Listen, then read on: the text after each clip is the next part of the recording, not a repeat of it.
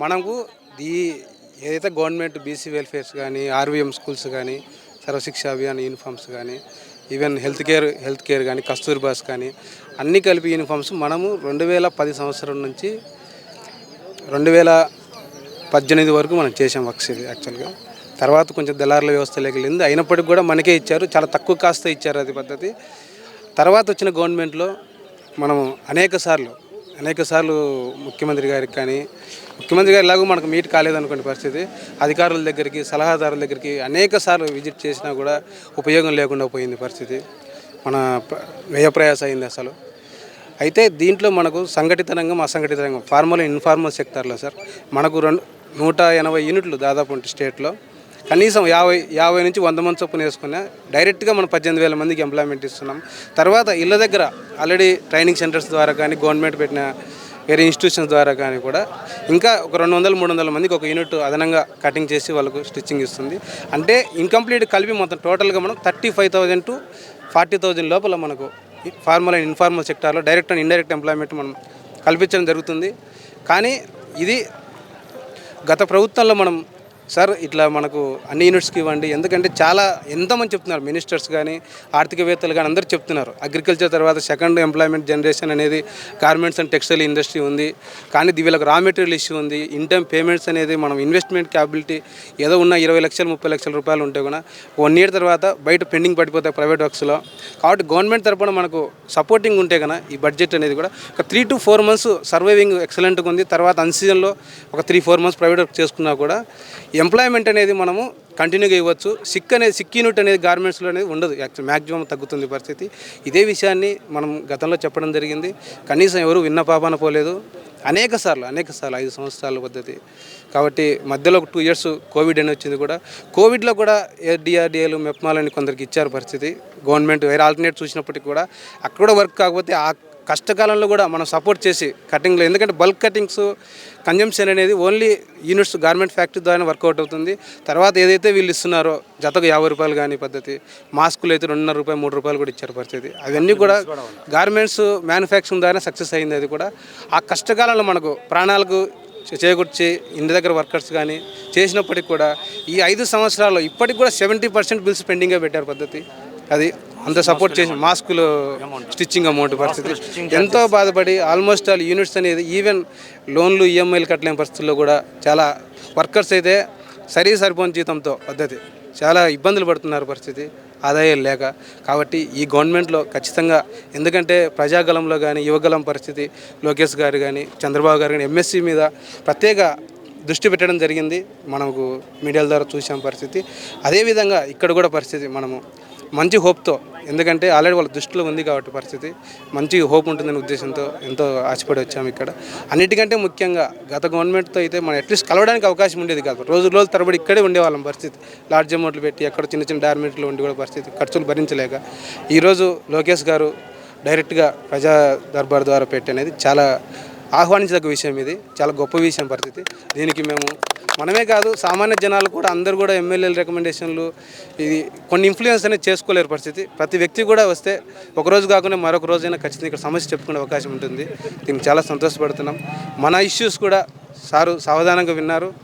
ఆయన కూడా I have this notice I have in my mind, I will call you back అనేది ఒక positive response ఇవ్వడం జరిగింది.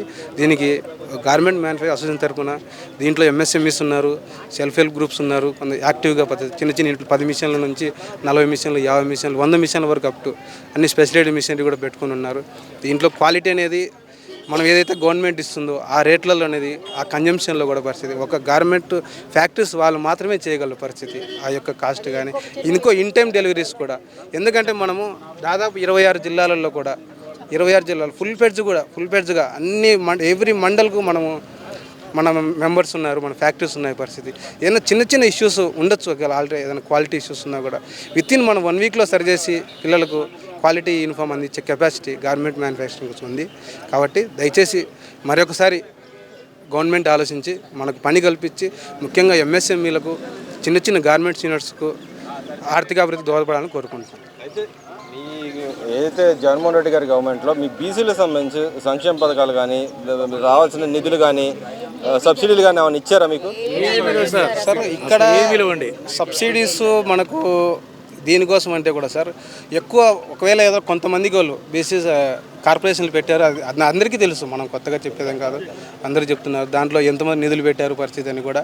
సెకండ్ వన్ వచ్చేసి సార్ ఎప్పుడు కూడా ఉపాధి రంగం అనేది పెడితే కంటిన్యూగా లైఫ్ లాంగ్ ఉంటుంది సార్ పడుతుంది. యాక్చువల్గా మనకు ఒక 10,000 రూపాయలు ఇస్తే డైలీ 30 రూపాయలు చొప్పున ఈరోజు ఖర్చులు చూస్తాం మనం, 30 రూపాయల చొప్పున ఏ విధంగా వాళ్ళు ఫ్యామిలీ బర్డెన్ కాగలరు. ఎందుకంటే అనేక స్కిల్ డెవలప్మెంట్ ద్వారా గత తెలుగుదేశం ప్రభుత్వంలో కానీ అంతకుముందు కొన్ని ప్రభుత్వాలు కానీ అనేక స్కిల్ డెవలప్మెంట్ ద్వారా ఎంతోమందికి ట్రైనింగ్ ఇచ్చున్నాయి, ఉచిత కుట్టు మిషన్లు ఇచ్చున్నాయి పద్ధతి.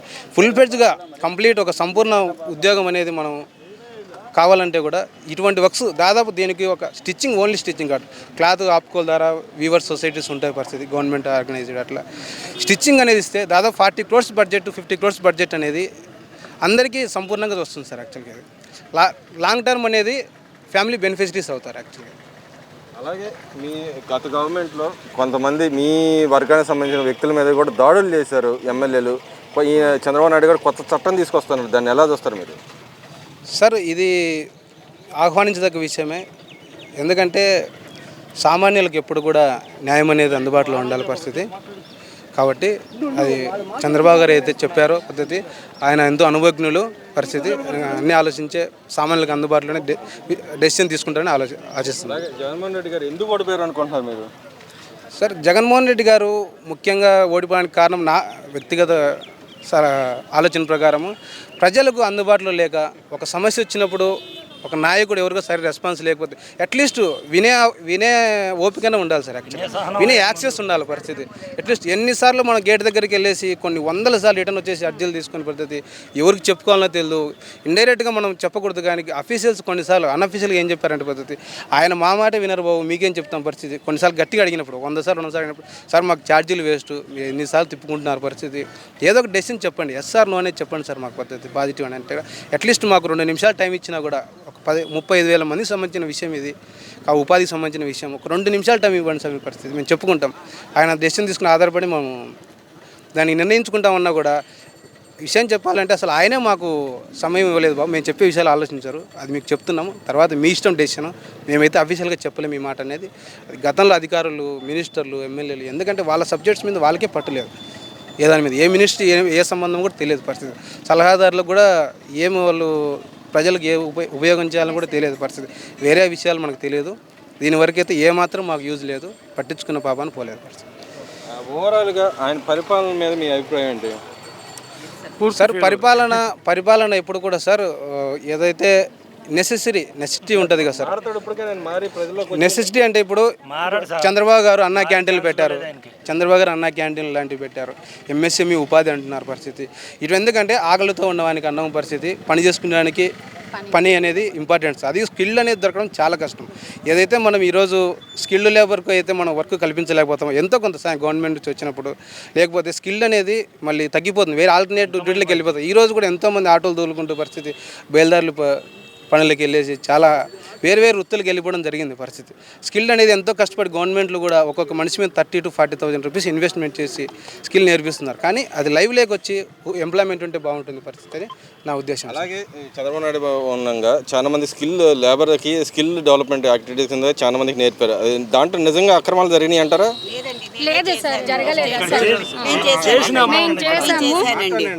నేను చేశాను, దగ్గర 600 మందికి ట్రైనింగ్ ఇచ్చాను, నా బిల్లులు ఏవి పెండింగ్ పడలేదు, నాకు మొత్తం రిలీజ్ చేశారు, దాంట్లో ఎటువంటి ఫ్రాడ్ లేదు సార్. మేమే చేసాము, వాళ్ళకు ఉపాధి కల్పించాము, వాళ్ళ కోసమే ఇప్పుడు మళ్ళీ ఈ వర్క్ కోసమని పోరాడుతున్నాము. వాళ్ళంతా ట్రైనింగ్ అయి కూర్చున్నారు, ఒక 650 మంది దాకా ట్రైనింగ్ అయ్యారు. ఇంతవరకు వాళ్ళకి పని ఇస్తే కదండి, మీ ట్రైనింగ్ అయితే ఇచ్చాము, వాళ్ళ వర్క్ కోసమే ఇప్పుడు పోరాడుతున్నాము. వాళ్ళంతా ఖాళీగా ఉన్నారు, ఈ 5 ఏళ్ల నుంచి ఖాళీగా ఉన్నారు. స్కిల్ డెవలప్ 1 సంవత్సరం మాస్కులు ఇచ్చారు, ఆ బిల్లులు ఇవ్వలేదు. స్కిల్ డెవలప్మెంట్ కార్పొరేషన్ అనేది సార్ యాక్చువల్ రాష్ట్ర నైపుణ్యాభివృద్ధి సంస్థ అనేది చాలా గొప్ప ఆలోచన, అంత ఆశామాషి అందరికీ వచ్చే ఆలోచన కాదు పరిస్థితి. అది ఆయన అనుభవంతో తీసుకున్న విషయం. దీంట్లో పనిచేసిన ఏదైతే స్కిల్ డెవలప్మెంట్ పనిచేసిన చుక్క మాలకొండయ్య గారు కానీ, ఎందుకంటే దాని మీద నాకు కొంచెం అవగాహన ఉంది కాబట్టి చెప్తున్నాను, వాళ్ళంతా ఎంఎస్ఎంఈ దాంట్లో అంతే దాని కొన్ని జెనీవా, స్విట్జర్లాండ్, ప్రపంచ దేశాల్లో వాళ్ళు మంచి ఫ్యాకల్టీగా చేసి వచ్చిన వాళ్ళు దీంట్లో ఉన్నారు. ఏదో మనం ప్రభుత్వ రంగ ప్రకారం ఏదో ఒకటి నింద వేయాలని వేయడం తప్ప పరిస్థితి. అది ఎంతోమందికి ఉపాధి ఇచ్చింది. ఈరోజు కూడా దాని ద్వారా చాలా అన్ని రంగాల్లో, నాట్ ఓన్లీ టెక్స్టైల్ ఓరియంటెడ్ అని కాదు, అన్ని రంగాల్లో ఏ డిగ్రీ చదివిన వ్యక్తులకు కానీ పరిస్థితి, వాళ్ళకి సంబంధించిన ఫుడ్ ప్రాసెసింగ్ కానీ, ఆటోమొబైల్ కానీ, ఎలక్ట్రానిక్స్ కానీ అనేక క్లస్టర్లో అది ఉపాధి ఇచ్చేసి అది ఎంతో ఉపయోగపడింది. అది స్కామ్ జరగడం ఒక రాజకీయ కక్షగా మేమైతే భావిస్తున్నాం తప్ప